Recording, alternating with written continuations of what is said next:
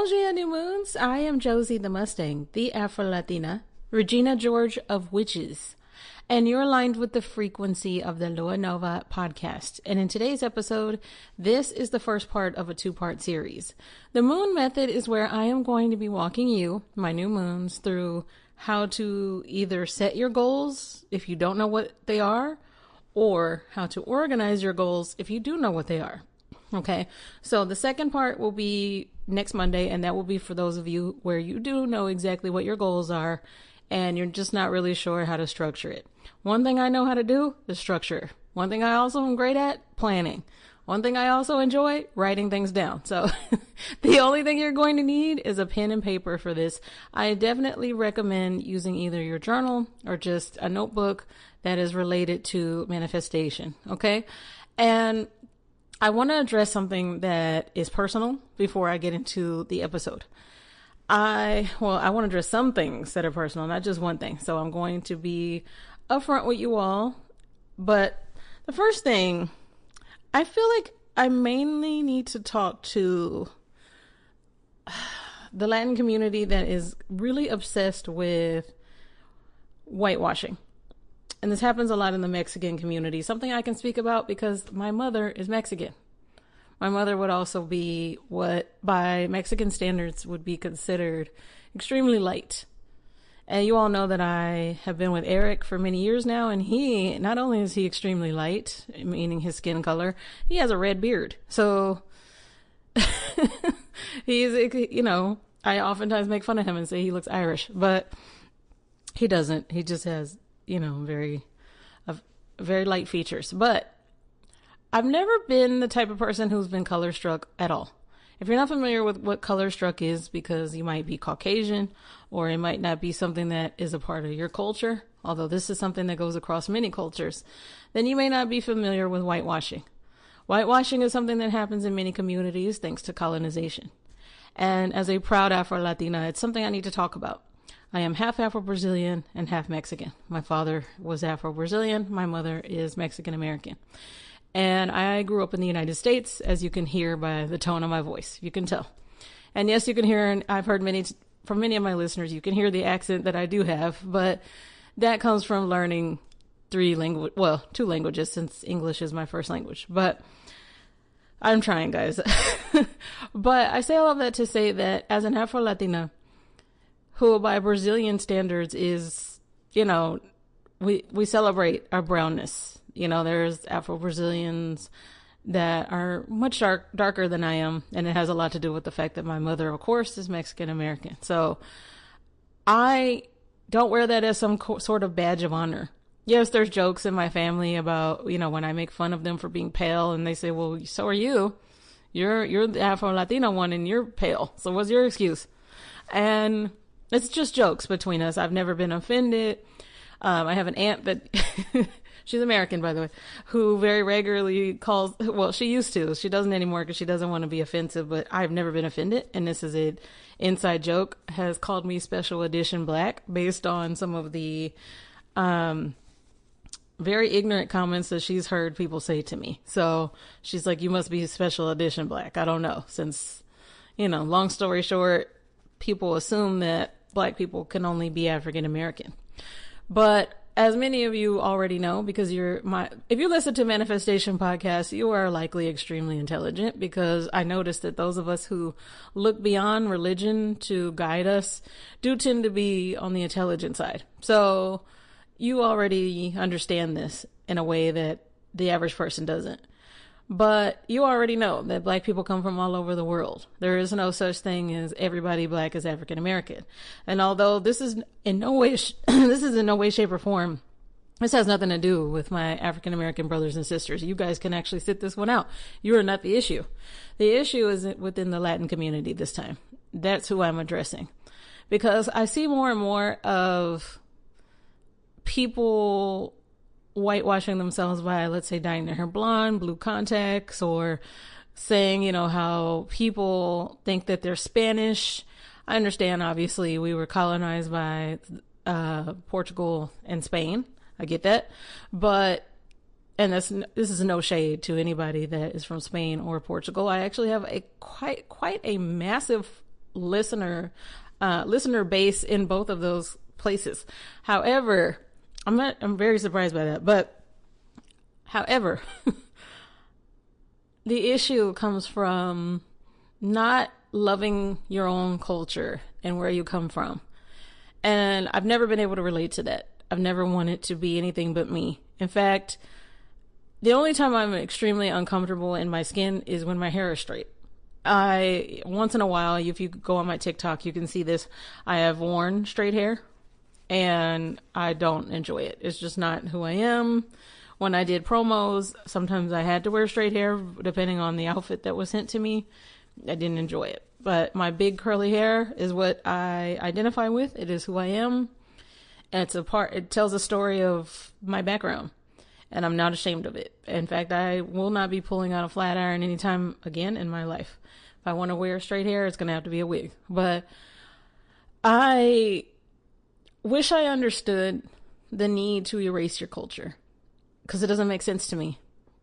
A lot of our music, a lot of our background, and as far as everything from the foods we eat, the drums, the sounds of things like cumbia or reggaeton or fruits and vegetables, a lot of it originates from Africa. So the disrespect to my ancestors is confusing to me, because I couldn't imagine ever disrespecting them after all that they survived, or my Mexican ancestors who also survived so much so that I could be in front of this microphone doing whatever the hell I want and owning the brand at that. One thing that I wish the Latin community would address is your need to be ashamed of who you are. Everything from saying that you don't look Mexican, because now I'm going to call out my Mexican brothers and sisters when you clearly do, to saying that Mexican only looks like quote unquote copy and paste Latinas. That's not true either.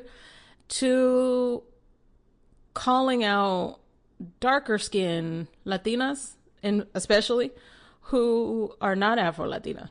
I've seen that too, as though somehow their indigenous genetics are something to be ashamed of. When that's something that I am so proud of, that I do. You can look at me and see my indigenous ancestry from both sides of my family. And so I just want to ask you all, before this season wraps up, to take a long look in the mirror and ask yourself what it is about your culture that you're so ashamed of. Because what I notice about, obviously as a tarot reader, I have clients from all backgrounds. I notice this about my white clients. They don't seem to struggle with the same issue at all. And they never make comments about my culture and my background, not unless they're just genuinely curious about something. But because obviously, of course, I'm not about to have a racist client. You better keep that to yourself. But, and my listeners as well, they're from all over the world, all backgrounds.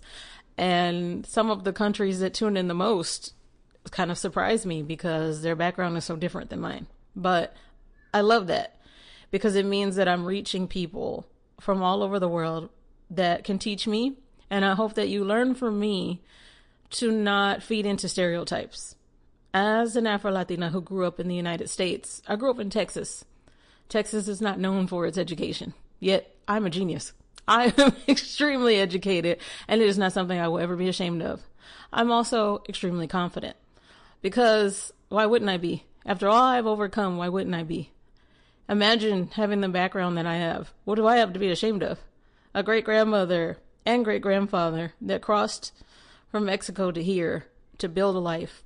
And they did, successfully. Although I don't know the other half of my family, they clearly had to survive for me to get here. So I have nothing to be ashamed of, and neither do you.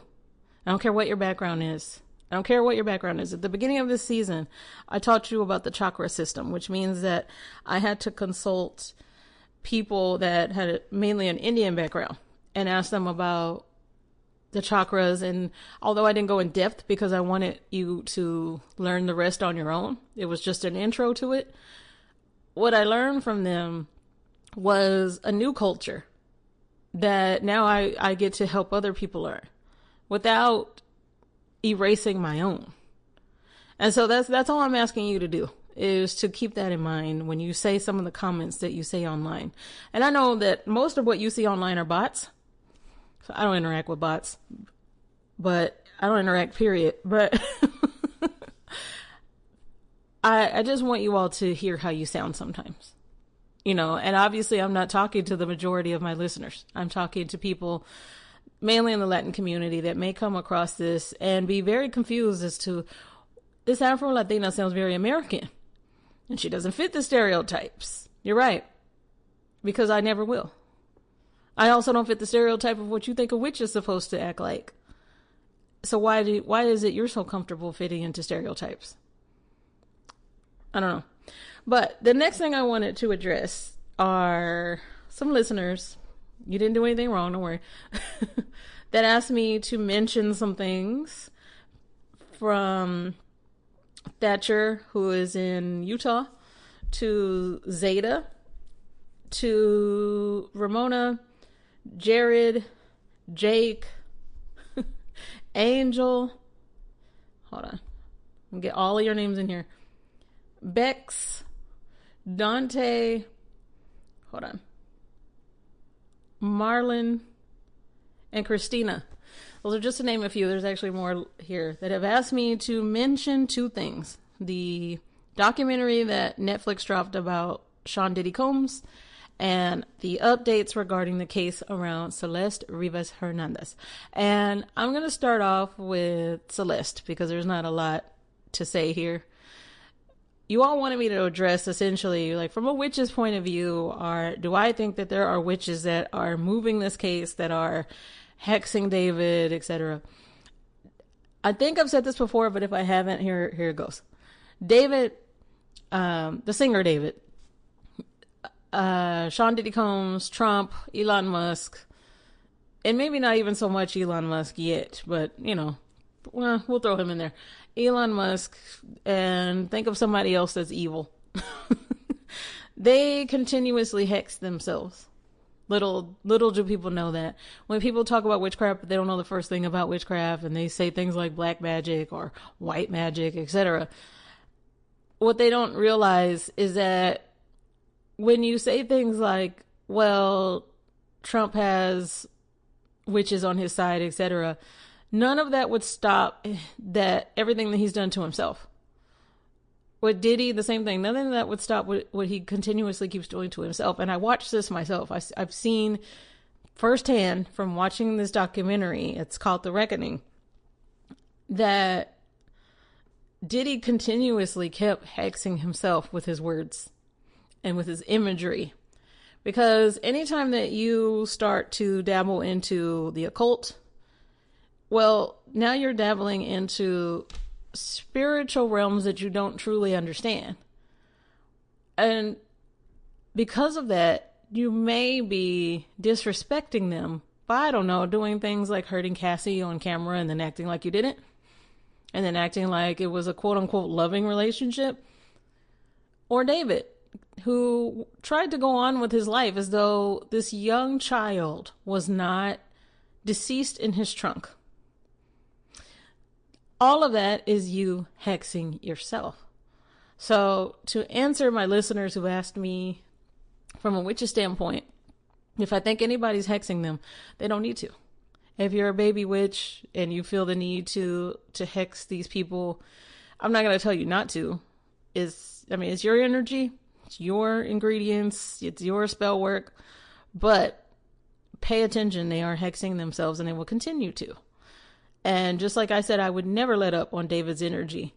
Well, I don't have to actually physically do anything to do that because of how skilled I am at this. And so the longer, baby witches, that you pay attention to how energy works, the more that you learn your craft, the more you'll realize that you don't need the candles. You don't need anything.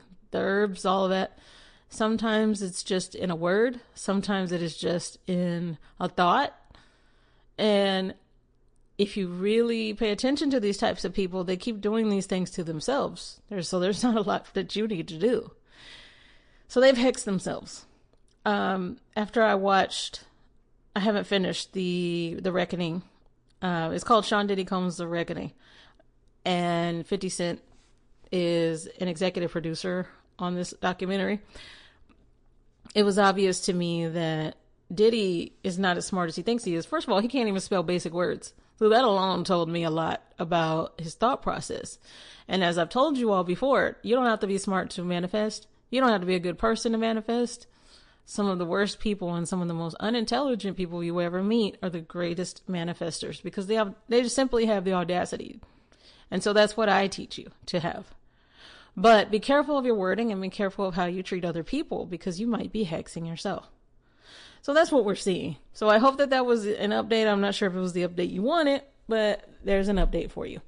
All right, new moons. This has been a long intro, but we haven't talked in a while and there's been a lot going on that I wanted to address.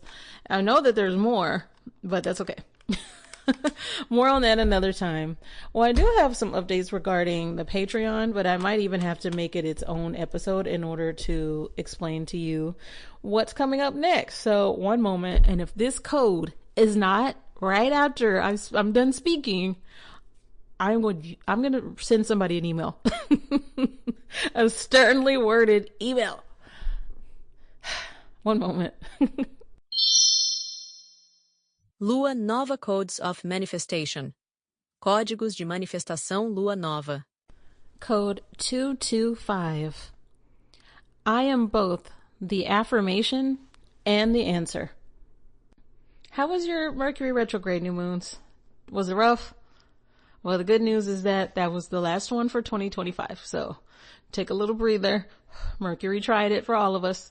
But shout out to all of the Geminis and the Virgos because this one may have been tougher on us than the others, but that's okay. We made it through another one. All right.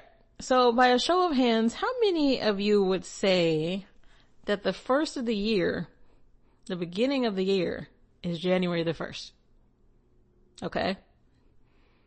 All right. And how many of you, by a show of hands, would say that the first of the year is the first day of spring? Okay. One more show of hands. How many of you would say that the first of the year is your birthday? Okay. Well, the good news is that all of you are right. All of you are right. Whether you were going by the calendar year, January 1st, or your birthday, let's say April the 10th, or the first day of spring. And I didn't look up the first day of spring for the United States, but you guys can look that up, okay? But I want you all to think of when your new year begins. If it's January 1st, that's fine. If it's first day of spring, that's fine. If it's whatever your birthday is, November 4th, that's fine. And I want you to lock that in because that's step one. That's the real step one. We're going to actually call that step 0 before we've even started. Now, you might not know what your goal is. And so I want you to answer this in your head. And you can write it down if you want to. And I do recommend when it comes to all of this, writing it down. Now, if you want to put this in your phone instead and you don't want to use a pen and paper, you don't have a manifestation journal, that's fine, but set a reminder or something to where you can come back to this because I don't want this to just get lost in your phone. Based on these areas of life, what stands out to you based on your year ahead? And when I say what stands out to you, what feels important to you regarding your year ahead? Health, career, finances, learning, or going back to school, relationships, home life, fun, or hobbies. Okay? And I'm going to go over that one more time for you. Feel free to pause if you really need a moment to think about this. Health, career, finances, learning, school, relationships, home life, fun, or hobbies. Okay? Now, of all of these options that I just gave you, pick 3. And if I need, I'm going to have to go over this one more time, aren't I? In order for you to know what do I pick? How many are there again? There are several. Health, career, finances, learning, school, relationships, home, fun, hobbies. All of these, what are 3 areas that feel important to you regarding your year ahead? I am going to use just one of them as an example, okay? So that's step 1, is that you're picking an area of life that feels important to you, okay? Step 2, what's one thing in that area, of one of the areas that I just mentioned, that would make this year feel like it actually mattered? So your year ahead, what one of these areas, health, your home life, your career, your relationships, what would make that feel like it mattered more? Okay. Here are some examples. If you said health, walking 3 times a week would make me feel like this year mattered. Career, if I launched one new business idea. Having more fun, if I traveled at least once anywhere this year outside of my, where I'm currently living. Okay. So that's step 2. Set one goal in each area. So you've chosen 3. Now set a goal in that area. For instance, let's just stick with these 3 that I have in my notes. First one being health. Let's say that, okay, for my health, I want to at least walk 3 times a week. I want to go walking, unless I can't. Then I'm going to walk on a treadmill. Okay. So that's the first part. Career. I want to launch a new business idea. Having more fun. I want to travel somewhere this year. You get what I mean? These keep your goals small, clear, and realistic. Because notice when I said having fun and traveling, I didn't say you had to go across the world. You can go an hour from where you live and consider that to be your traveling. All right. Have a little staycation, stay in a hotel, something along those lines to where you have now met that goal. Just that simply. If walking 3 times a week, if that's still everybody's in a different area of their health journey. If that seems like too much, start off small. Start off walking 5 minutes, walking 10 minutes, anything. Okay. Many, many years ago when I started my fitness journey, it was me walking around a school. At night, there was a lot of people and I wasn't by myself, but walking around school. So I started off small. I didn't just jump right into being a, gym rat. So there you go. My next steps. This is going to be step 3. Now you're going to create a monthly system for these 3 goals. Okay. You don't have to plan the whole year. And you don't need to think about the cutoff date. So let's say that you start January the 1st. You don't have to don't think about December right now. Think about today. Think 1 month at a time. Let's say that you start January the 1st. You're going to think about January and only January. So each month you're going to ask yourself, what's one step that I can finish this month that would move this goal forward? So as an example, you're starting off in January, right? You don't have to, remember. You do your research first. Where do I want to walk at? Let's say you live in a nice neighborhood. I can just walk around my neighborhood. There you go. Now you have a plan. And now you're going to set a reminder. Okay, well, I'm going to walk every day let's say you work remotely. As soon as I get off of work, I'm going to walk every day.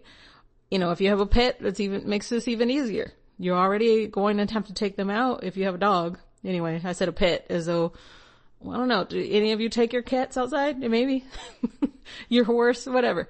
But if you have pets, use them as your excuse to get outside. Okay. If you have let's say a guinea pig, they want to go outside too. So put them in a stroller and get to walking.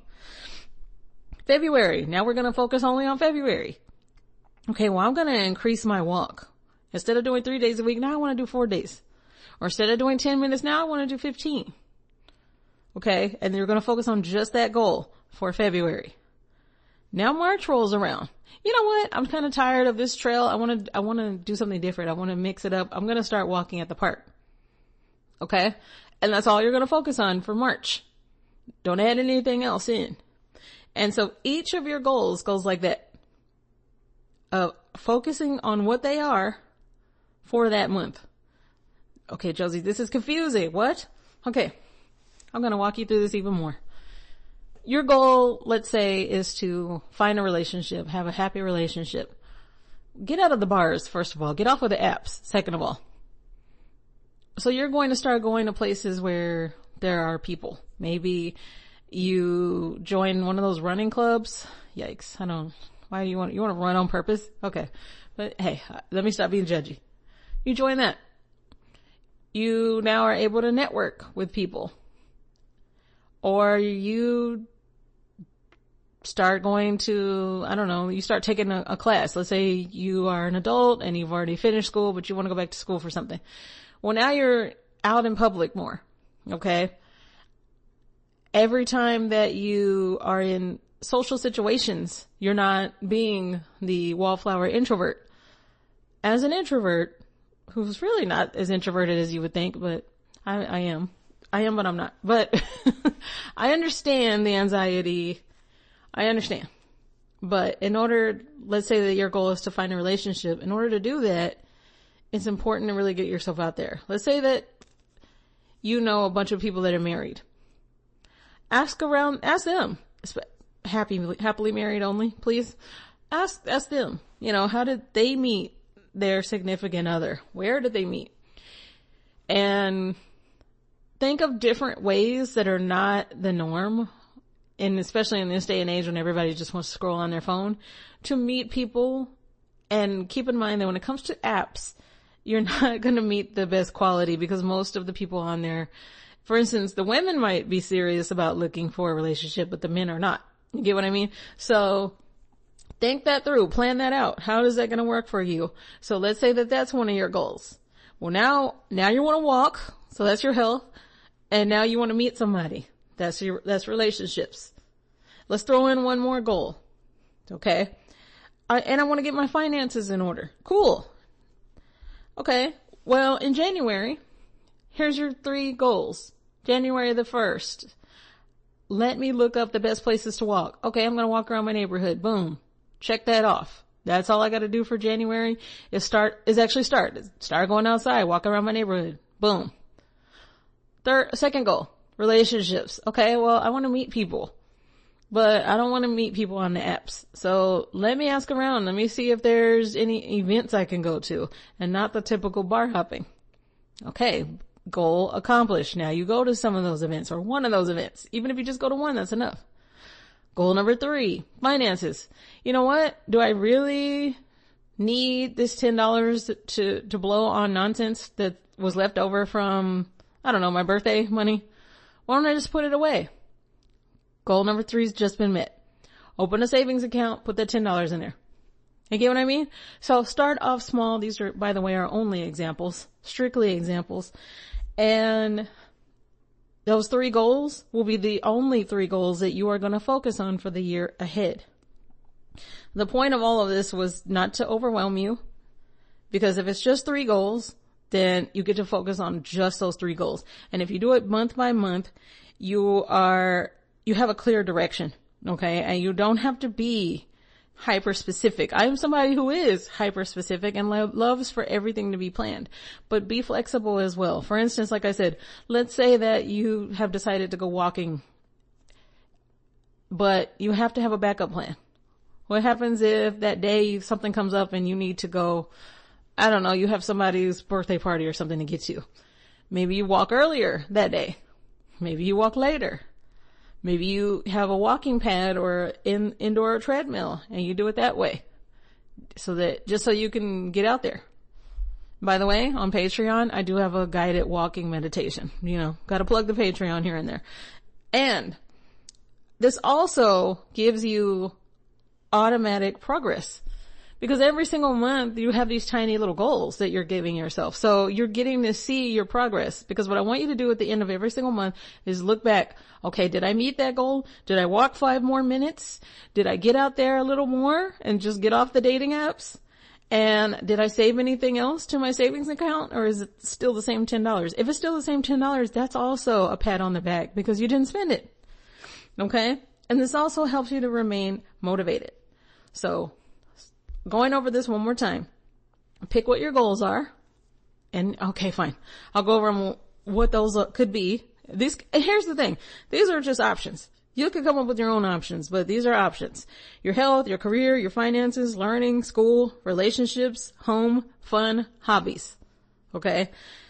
Step 2, pick those 3 goals and set one goal in each of those 3 areas by asking yourself this: what is one thing in these areas that would make this year feel like it actually mattered? Okay. Step 3, create a monthly system, a check-in. Don't plan the whole year. Don't think about the year ahead. You start in March. Don't think about the next March. Think about that March and then that April, etc., etc. May, June, July, etc., etc. Month by month by month. Okay? And always ask yourself, what's one step I can finish this month only that would move this goal forward? All right. Now, Patreon, typically I would have this up for you so that you can physically, see what it is that basically you can see my notes, but they're too all over the place. So what I will be doing for you, Patreon, is that I will be just having an audio version of this for you where I'm going to be pausing so that you can write down everything. And in the notes, the show notes part of the Patreon episodes, I am going to have the team put the categories that I gave you, as well as the questions that I asked, such as what's one step I can finish this month that moves this goal forward. That again will be for the Patreon users only. Patreon.com/the Lua Nova podcast if you want to join. By the way, Patreon members, I have changed up the tiers. The Lua Nova library is $2 a month, and the other tier, which is called, I can't remember what it's called, where it's all audio, that one has changed. It used to be called The Other Side of the Moon. The Other Side of the Moon tier is now been closed. Anybody that's a part of it will still remain part of it, but the new tier is $5 a month, and you will just be getting the extra audios, okay? And it just makes it easier, and you also will be getting access to the Lua Nova Snapchat, which I have been updating regularly. So, there you go. Why is it I have one of Eric's hoodies, and I can't find the string? To the hood part of it? Oh, man. Well, that's not my fault. That's his fault. All right, new moons, let's get to your reading. One moment. Lua Nova Collective Tarot Reading. By continuing to listen, you consent to having your cards read by Josie the Mustang. All collective readings are intended for a general audience and may or may not resonate with everyone. Visit luanovapodcast.net to book a personal tarot reading with Josie. Lua Nova Leitura Coletiva de Tarot. Ao continuar ouvindo, você consente que suas cartas sejam lidas por Josie the Mustang. Todas as leituras coletivas são destinadas a um público geral e podem ou não ressoar com todos. Visite luanovapodcast.net para agendar uma leitura de tarô pessoal com Josie. All right, new moons, let's see what your message is for the week. Let's see. Spirit, please keep in mind that this message is for my new moons and only for my new moons. And thank you, as always, for helping me.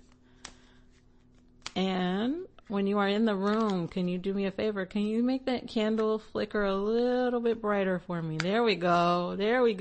I see you. All right. Keep in mind that candles do flicker, but you get what I mean. All right, Spirit, help me choose 2 cards. And when I have chosen those 2 cards, do me a favor, make that candle really dance for me, okay? Starting off with the Tower card. New moons! How many of you got... Oh no, not the Tower card. You know what? 2025 has been one big Tower moment, so seeing the Tower card, I just kind of rolled my eyes. Like, okay, here we go. Whatever. And the next card, the Queen of Cups. Okay. Spirit, is that good? Did I do good? Okay, I see the candle wick in the middle is really moving. So, Starting off with the Tower card. New moons, take a deep breath for me. Take a deep breath in. Roll those shoulders back and exhale the nonsense. Release that jaw. Close your eyes for me for a second. Blink rapidly. All right. Simon says, I'm just kidding. But the Tower card tells me how your year has been. And considering that this is the end of season 3 and we got the Tower card moment. This isn't my Tower card moment, by the way. This is your Tower card moment. New moons. I hope that you are buckled in. Think of, those of you who are not familiar with tarot, think of the Tower card as being like Mercury retrograde times 100. Think of it as your Saturn returns moment. I have 2 episodes on Saturn returns, so feel free to go back and listen to those. But during those moments of life, when the planets are essentially just kind of causing a lot of chaos, and before, if you're new to my show and you're not familiar with that, yes, the planet's energy does affect our energy the same way that Earth's energy affects our energy, because, of course, why wouldn't it? Look at the size of the planets. Why wouldn't their energy affect us? The moon affects you.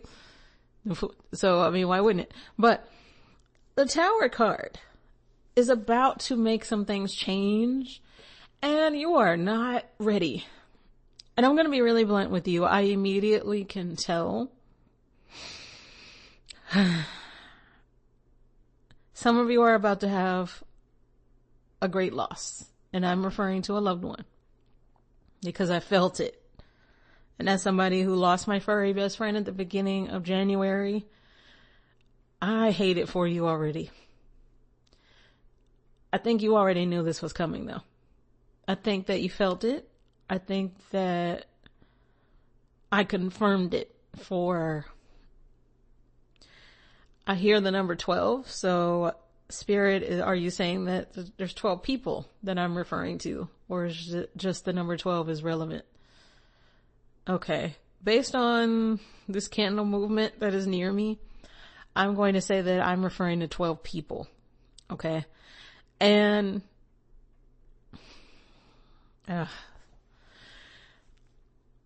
when it comes to grief, there is no right way to grieve.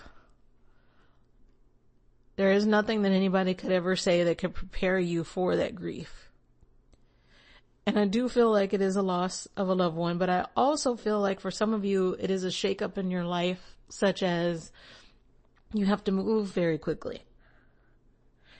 And for at least 2 of you, it's strongly feeling like a relationship where I definitely feel it's a he is not who he portrayed himself to be.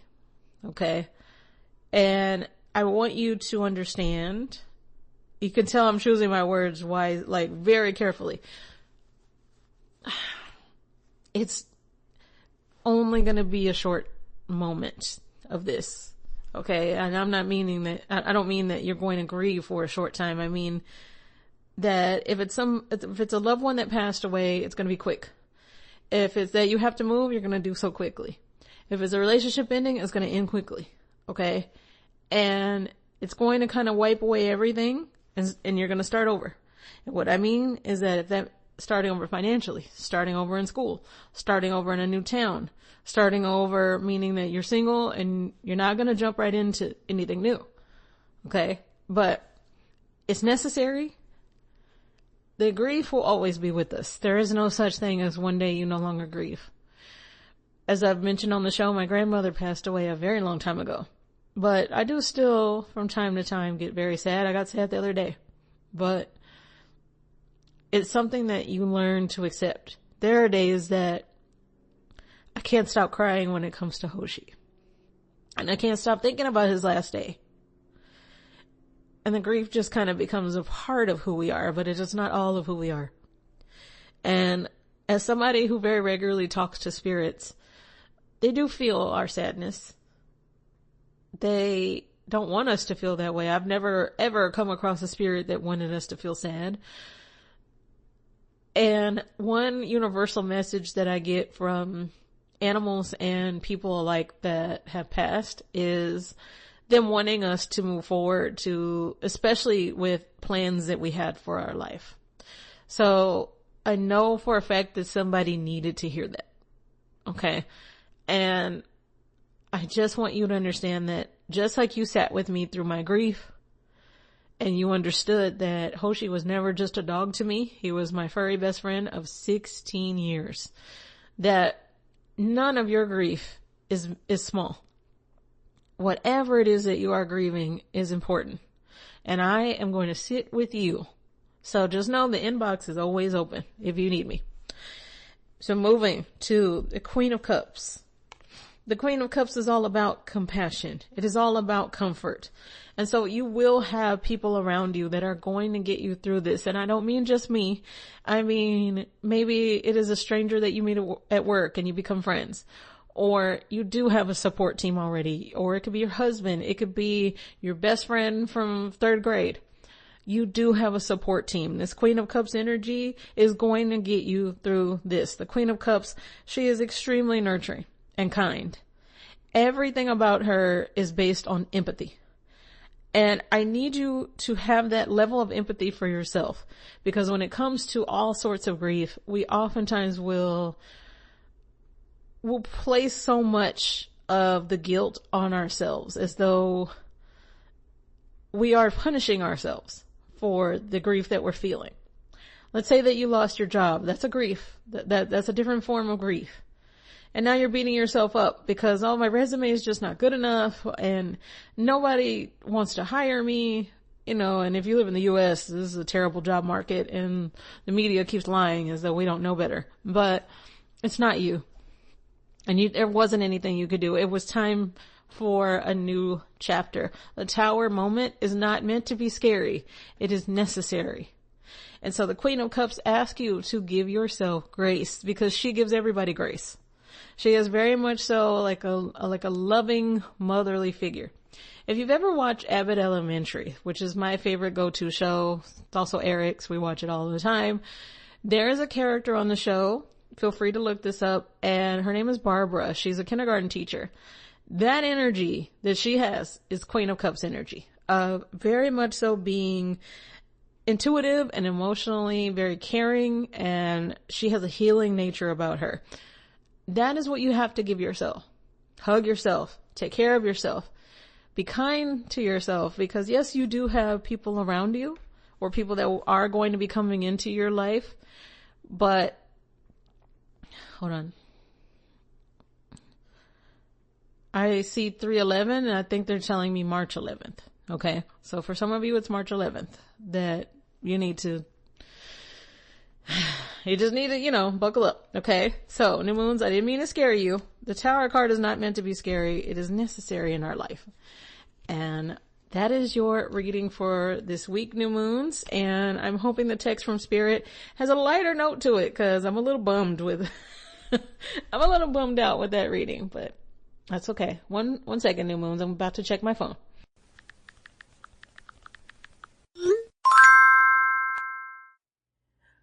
Oh, we got a text from Spirit. This week's text from Spirit says, we got two texts from Spirit. 40404040. Love and connection. Love surrounds you. Open your heart to give and receive love abundantly in your future. Oh, somebody who's planning to have a relationship in the next year, that was for you. 2525. Spiritual insight. Seek deeper spiritual insights. They will illuminate your path forward, which is very much so needed right now. Okay? I say okay a lot. Thank you for just letting me be me. That's what I love about being a podcaster, is that the people who really love you tune in. They're not like, hey, let me police how you sound and what you say. Nope. They just accept you. And as somebody who listens to podcasts, the ones that I listen to all the time, I just accept who they are and their little nuances and all of the above. And I'm about to sneeze. So before I close out the episode, thank you for saying bless you. Let me go sneeze.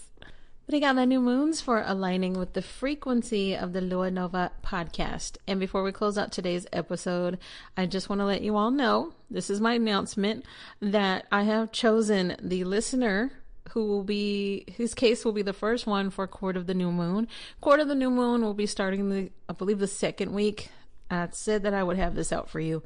So let me confirm this with you 1 second. Get your calendars out.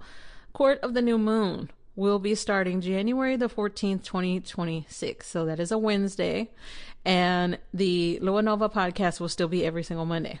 Okay. But the first listener who submitted a case that was chosen for Court of the New Moon, his name is Ruben, and he's located out of California. And the only thing I'm going to tell you is that he manifested somebody else's girlfriend. That's all I'm going to say. But more on that next season.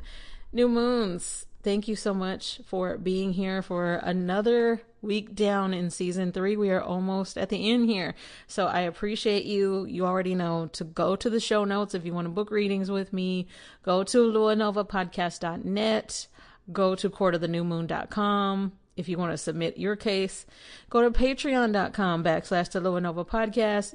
The Venmo, the Cash App, all of this information is right there in the show notes for you. But then again, I'm about to run the very show insert that tells you all of this. So listen to that.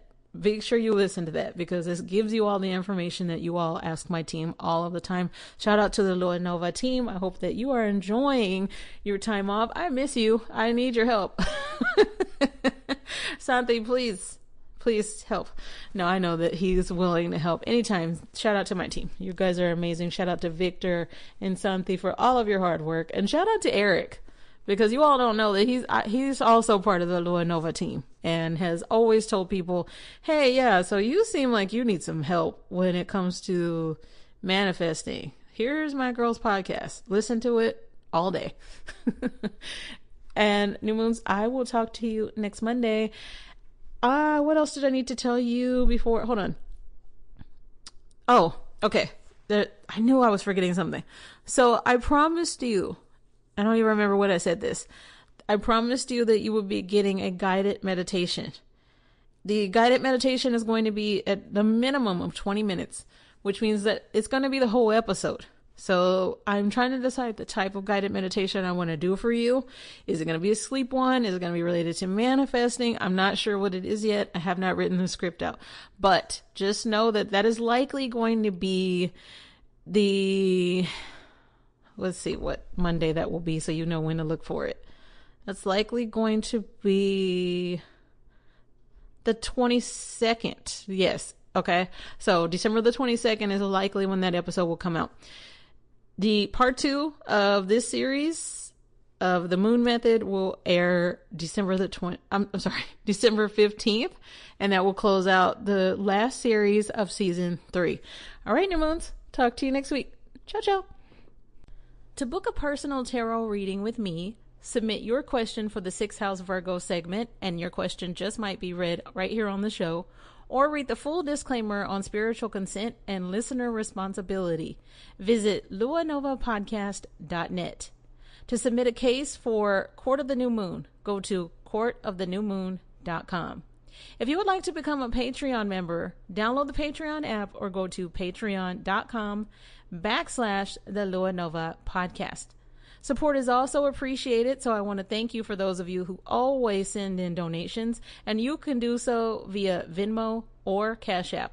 The Venmo username is @LuaNova. The Cash App username is $Lua Nova Podcast. Copyright 2025 Lua Nova. All rights reserved.